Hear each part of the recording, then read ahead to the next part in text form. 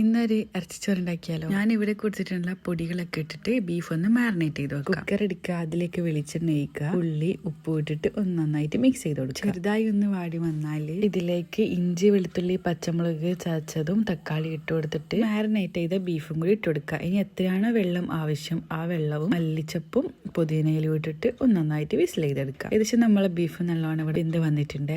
അപ്പം ഇതിലെ വെള്ളവും മസാലയും നമുക്ക് മാറ്റിയെടുക്കാം. ഇനി വേറൊരു പാത്രം എടുത്തിട്ട് അതിലേക്ക് നെയ്യും വെളിച്ചെണ്ണ വെച്ചിട്ട് ഈ മസാലകളൊക്കെ ഇതിലിടാം. അപ്പം കുറച്ച് ഉപ്പ് ആവശ്യത്തിന് ഇട്ട് കൊടുത്തിട്ട് നമ്മൾ അരിയും കൂടി ഇട്ടെടുക്കുന്നുണ്ട്. ഇത് കുറച്ചൊന്ന് വറുത്തതിന് ശേഷമാണ് കേട്ടോ ഞാൻ ഇതിലേക്ക് വെള്ളം ഒഴിക്കുന്നത്. നമ്മളെ മാറ്റി വെച്ച സോക്ക് ഉണ്ടല്ലോ, അതും കുറച്ച് ആവശ്യത്തിനുള്ള വെള്ളവും പച്ചമുളകും ഇട്ട് കൊടുത്തിട്ടുണ്ട്. 2-3 പച്ചമുളക് ഇട്ടെടുത്താൽ മതിയാവും. ഇനി കുറച്ച് ലെമൺ ജ്യൂസും കൂടി ആഡ് ആക്കിയിട്ട് പിന്നെ നമ്മൾ മാറ്റി വെച്ച ബീഫും കൂടി ഇതിലേക്ക് ഇട്ട് കൊടുക്കുക. ഇതിന്റെ മുകളിലേക്ക് നമുക്ക് മല്ലിച്ചപ്പും കൂടി ഇട്ട് കൊടുത്തിട്ട് ഒന്ന് അടച്ച് വെച്ചിട്ട് നന്നായിട്ട് വേവിച്ചെടുക്കാം. ഇത്ര ആയിക്കഴിഞ്ഞാൽ നമ്മൾ ഇറച്ചിച്ചോറ് ഇവിടെ റെഡി ആയിട്ടാ. ഇത് പെട്ടെന്ന് ഉണ്ടാക്കാൻ പറ്റിയ റെസിപ്പിയാണ്.